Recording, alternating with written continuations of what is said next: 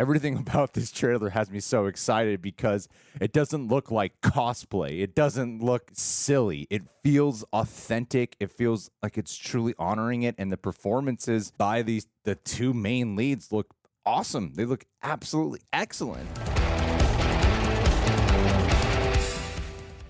Hello there, Reject Nation. We're going to watch the trailer for The Last of Us. Ooh, I'm feeling anxious.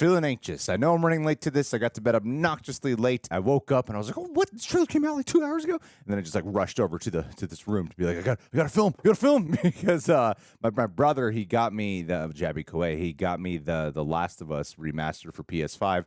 So literally last week, I mentioned this, and I think it was a Gravity Falls reaction this week.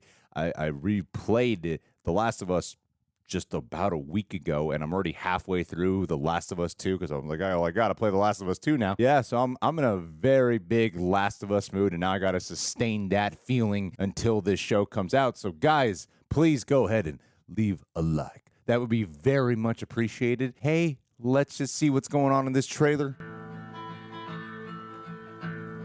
The roses have faded, there's frost at my door. The birds in the morning don't Damn, the watch. anymore. The grass in the valley is starting to die, and out in the darkness the whippoorwills cry. Ooh, man. Darkness is falling, the sky Wow. turns gray. A hound in the distance is starting to fade. Clickers!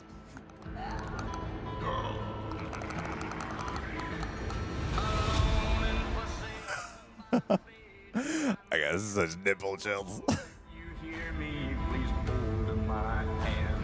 Alone and forsaken by fate. That's crazy. Oh, Lord, This is your chance. hear me, please hold my hand. Our best shot. Is that Tess? You keep her alive. Hold my hand, please hold my hand. And you set everything right. Wow. He just brought this game to life so much.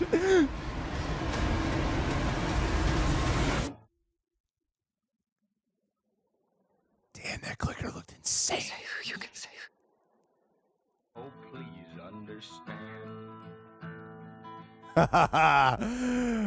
Glorious.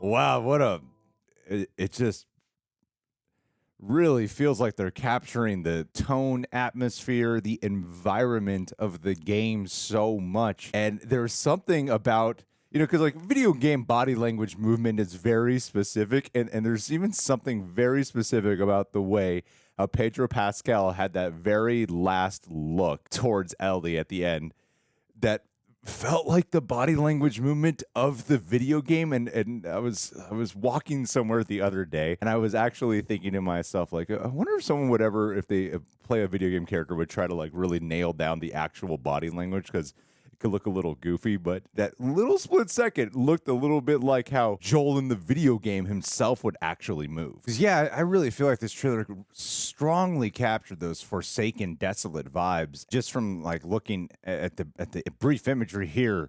I mean, it looks like in the trailer you got to see Tess, you got to see Marlene, looks like you got to see Bill, Tommy. I believe you did see Gabriel Luna at one point, and obviously like Ellie and Joel, and it really looks like you're capturing it. Now, for people who haven't played the Last of Us game, the plot is pretty simple. So it takes place in like an apocalyptic futuristic landscape. Joel, a very disturbed, traumatized human being, he's tasked with a mission to bring this little girl to, like, he's got to travel across the country and bring this little girl to this group called the Fireflies, because the way the Forsaken landscape is now is that after this virus has spread, creating like variations of zombie-like characters, because you have like people they call runners, who are just essentially zombies. And then you have like evolved ones, which are clickers, like you saw here, which, by the way, those clickers look amazing. Holy crap. Those clickers look insanely like accurate, and just watching the body language of it and then bringing that sound design to life is so great. What you end up discovering, and this is early on in the plot, so it's not like a major spoiler, is that Ellie was bitten by one of the infected. She does not evolve or change, and that she actually is immune. So what they're hoping for is to take her to the Fireflies. They take her to the Fireflies, that they will be able to perhaps produce some type of vaccine or find the answers to a cure to the virus there. Gonna go into some little spoilers here, even though it happens at the beginning of the game. If you haven't played it, some little spoilers. And this is what I really feel like Pedro Pascal is strongly bringing to life right now. And you did see imagery of it, what looked like from the actual, was presumably the first episode in the prologue. And what makes Pedro Pascal's character Joel so disturbed is that at the very beginning of the game, when the infection, the virus first starts breaking out, he has a daughter named Sarah. Sarah is killed by one of the military members as they're trying to escape town for survival. So this is like, I believe, there's a big time jump, man. I mean, even though I just played last week, it was like 10 to 20 years later after Sarah is killed. So a lot of it is Joel just seems so disturbed and has a difficult time allowing himself to be vulnerable. Not only has he changed so much via the landscape of the apocalypse, he is also now tasked with saving this and protecting this little girl and bringing her across country. So a big part of the emotional journey is him, like, he's still grieving and he can't let this girl in, who also doesn't have a family, doesn't have connection. She's always felt abandoned by everyone else. Like, Ellie is probably hands down my favorite video game character of all time. Like, without spoiling the video game experience, or when you essentially play as 3 different characters over the course of The Last of Us 1 and Last of Us 2, playing as Ellie is my personal favorite. You know, so a big part of the journey with Joel and Ellie is, you know, Joel learning to become close again with someone else.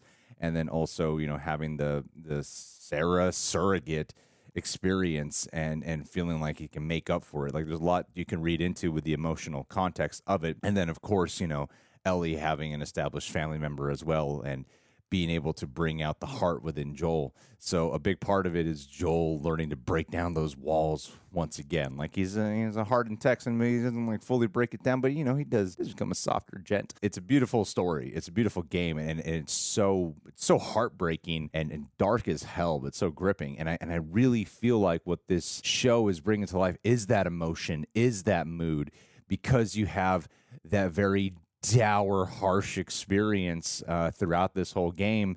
And it is a journey. Like, you go through seasons, and they're going through the seasons here, and the production design and the way they're bringing it to life looks just so excellent. Like, everything about this trailer has me so excited, because it doesn't look like cosplay. It doesn't look silly. It feels authentic. It feels like it's truly honoring it. And the performances by the 2 main leads look awesome. They look absolutely excellent. So yeah, I'm thrilled for this show, man. I feel like it's actually going to be something really special. And Pedro Pascal, he can really pull it off. And also, oh my God, what is her name? The one who played Leon Mormont. Whoever's playing Ellie. Forgot her name. So sorry. Feel bad. Something Ramsey. She looks like she's capturing Ellie perfectly as well. Big part of the show is going to be really focused on their chemistry, their connection.